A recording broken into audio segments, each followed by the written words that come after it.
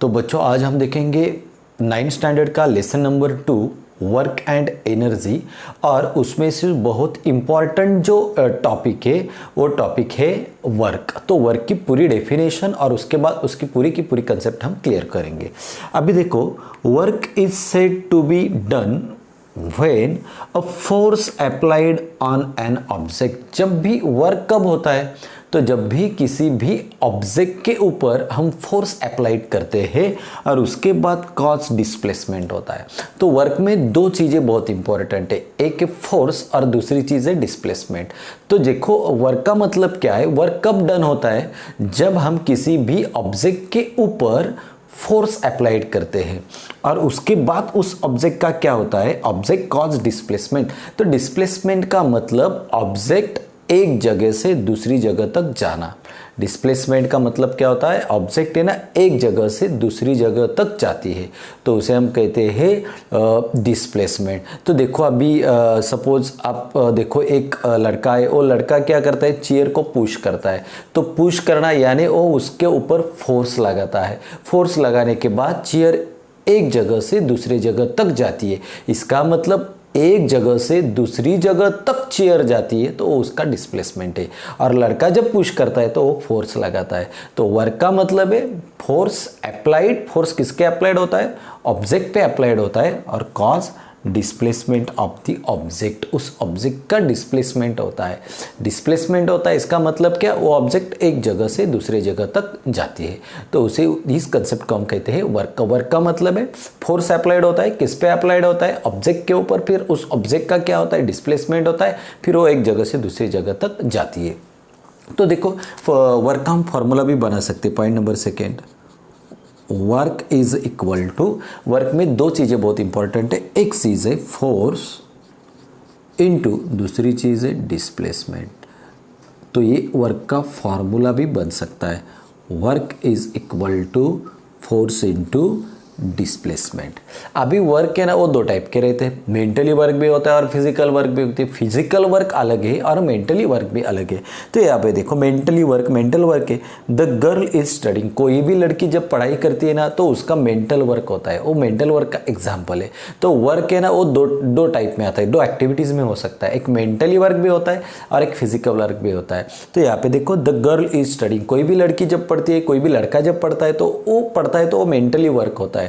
उसके बाद देखो फिजिकल वर्क, हमारे बॉडी से रिलेटेड कौन कौन सा वर्क है, मैन कैरिंग लोड। जब भी कोई मैन अपने कंधों के ऊपर कोई लोड कैरी करता है तो वो फिजिकल वर्क है उसका। उसके बाद the farmer is working in the field. जब भी कोई भी किसान उसके फील्ड में, खेत में जब वर्क करता है तो उसका फिजिकल वर्क है। लेकिन ये तो मेंटली वर्क है। द गर्ल इज स्टडिंग, उसे कुछ फिजिकल वर्क नहीं करना पड़ता है, वो सिर्फ मेंटली वर्क करती है। उसके बाद फिजिकली आइडियल एग्जांपल है the farmer is working in the field. जब खेतों में किसान वर्क करता है तो उस वर्क को हम रखेंगे फिजिकल वर्क में रखेंगे। तो बहुत आसान कंसेप्ट है। इस कंसेप्ट में दो चीज़ें बहुत इंपॉर्टेंट है, वर्क का मतलब फोर्स और डिस्प्लेसमेंट। अभी आपको इस पॉइंट्स की स्क्रीनशॉट लेने है तो आप ले सकते हो। तो अभी हम अगला पॉइंट देखेंगे, वर्क की यूनिट्स कौन कौन से। तो यूनिट्स देखो, there are two types of units. Units के दो टाइप्स रहते हैं। उसमें पहला टाइप से एसआई और एमकेएस यूनिट, एसआई और एमकेएस यूनिट्स, और दूसरा जो टाइप है उसे हम कहते हैं सीजीएस यूनिट। ये दोनों एक ही है। तो एस का मतलब है सिस्टम, आई का मतलब है इंटरनेशनल, उसके बाद एम का मतलब है मीटर, के का मतलब है किलोग्राम, और एस का मतलब है सेकेंड। तो ये यूनिट्स बहुत इंपॉर्टेंट है। तो यूनिट्स बाइट करने की बजाय वो यूनिट्स किस तरह से आते हैं यह हमें पढ़ना है। तो अभी देखो वर्क का फॉर्मूला हम लिखेंगे, वर्क इज इक्वल टू, क्या फॉर्मूला है, फोर्स इनटू डिस्प्लेसमेंट। ये वर्क का फॉर्मूला है। अभी देखो क्या करते हैं, फोर्स का ऐसा यूनिट लिखेंगे हम, पहले अपने 8th स्टैंडर्ड में पढ़ा है। फोर्स का ऐसा यूनिट कौन सा है, न्यूटन, तो वो लिख के ले लो। उसके बाद डिस्प्लेसमेंट का ऐसा यूनिट क्या है, मीटर, वो भी मैंने लिख के लिया।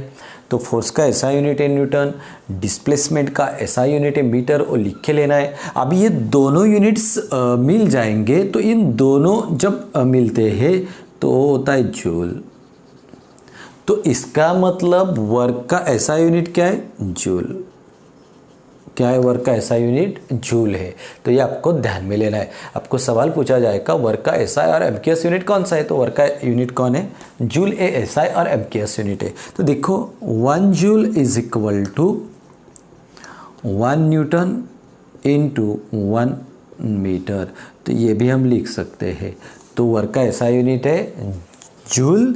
1 जूल मीन्स उसमें न्यूटन भी है और मीटर भी है। तो इस तरह से हम लिख सकते हैं। अभी आपको स्क्रीनशॉट लेना है तो आप ले सकते हो। अभी हम देखेंगे सीजीएस यूनिट कौन सा है वर्क का, तो सीजीएस। सी का मतलब है, इसका फुल फॉर्म हम बनाएंगे। सी का मतलब है सेंटीमीटर, जी का मतलब है ग्राम और एस का मतलब है सेकेंड। सेंटीमीटर, ग्राम, सेकेंड, ये फुल फॉर्म है सीजीएस यूनिट का। तो अभी हम बनाएंगे वर्क। तो पहले हमें वर्क का फॉर्मूला लिखना पड़ेगा। क्या फॉर्मूला है, फोर्स इनटू डिस्प्लेसमेंट, वो हमें लिख के लेना है। अभी बाद में हमें क्या करना है, फोर्स का हमें अभी सीजीएस यूनिट लिखना है। तो सीजीएस यूनिट हमने पढ़ा था 8th स्टैंडर्ड में। तो फोर्स का सीजीएस यूनिट क्या था, डाइन, वो मैंने लिख के लिया। अभी हमें डिस्प्लेसमेंट का भी यूनिट लेना है। सीजीएस यूनिट डिस्प्लेसमेंट का सेंटीमीटर, ये यूनिट है, वो भी हमने लिख के लिया। अभी जब डाइन और सेंटीमीटर ये दोनों को मिलाकर क्या बनता है मालूम है आपको, अर्क बनता है। इसका मतलब वर्क का ऐसा यूनिट हमने पढ़ा था, वो क्या था, जूल। और वर्क का सीजीएस यूनिट जो है, वर्क का CGS unit of work is equal to erg. तो अर्क ए वर्क का सीजीएस यूनिट है। अभी आपको स्क्रीनशॉट लेना था, ले सकते हो। को बच्चों हम और एक इक्वेशन बनाएंगे। वर्क इज इक्वल टू उसका फॉर्मूला हमें लिखना है। वर्क का फॉर्मूला है फोर्स इनटू डिस्प्लेसमेंट। तो ये फॉर्मूला हमें लिख के लेना है। तो मैंने वो फार्मूला लिखा। अभी आपको मालूम है फोर्स का ऐसा यूनिट क्या हमने पढ़ा था, न्यूटन। उसके बाद डिस्प्लेसमेंट का क्या था, मीटर। अभी बनाओ 1 न्यूटन और ले लो यहाँ पे 1 मीटर। अब इसे हम डाइन में कन्वर्ट करेंगे, डाइन में बनाएंगे। तो 1 न्यूटन का मतलब है 10⁵ डाइन और 1 मीटर का मतलब है 10⁵2 सेंटीमीटर। देखो ये एसआई सिस्टम की यूनिट है, उनको कन्वर्ट हमने सीजीएस में बनाया। तो 1 न्यूटन का मतलब है 10⁵ डाइन और 1 मीटर का मतलब है 10⁵2 सेंटीमीटर। अभी अब बनाओ ये 5 और ये 2 कितने हो गए, 7। तो इसका मतलब 10⁵7 और डाइन और सेंटीमीटर ये दोनों मिला के क्या बनते हैं, अर्क। क्या बनता है, अर्क। तो 10⁵7 अर्क, ये इक्वेशन बन सकता है।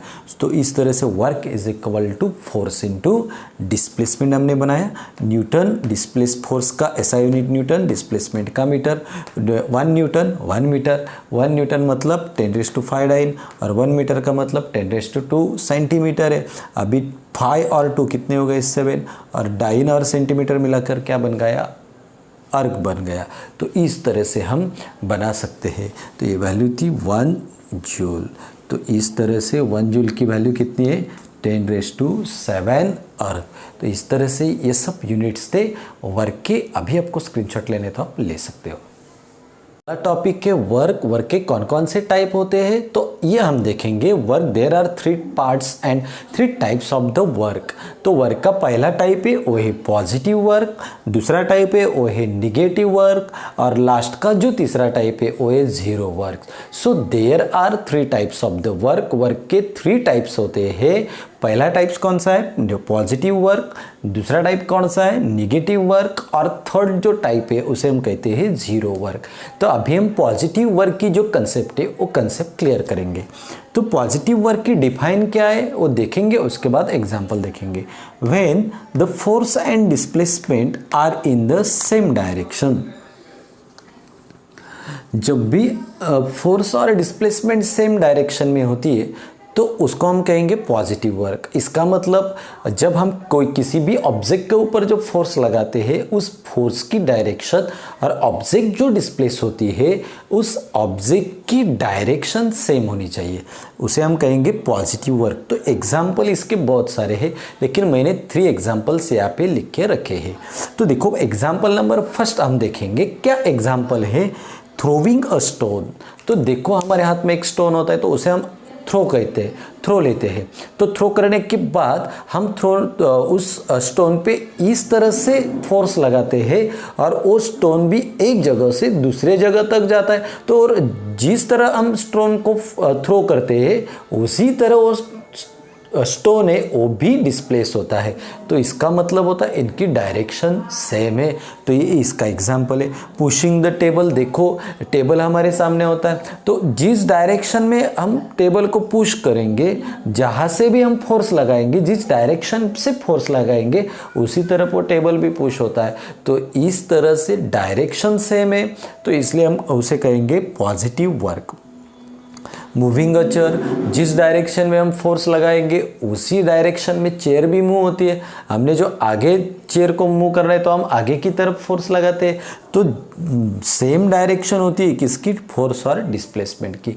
जिस डायरेक्शन में हम फोर्स लगाते हैं उसी डायरेक्शन में डिस्प्लेसमेंट भी होता है, तो उसे कहेंगे पॉजिटिव वर्क। पॉजिटिव वर्क का मतलब है फोर्स और डिस्प्लेसमेंट एक ही डायरेक्शन में, सेम डायरेक्शन में रहते हैं। तो अभी आपको स्क्रीनशॉट लेना है तो आप ले सकते हो।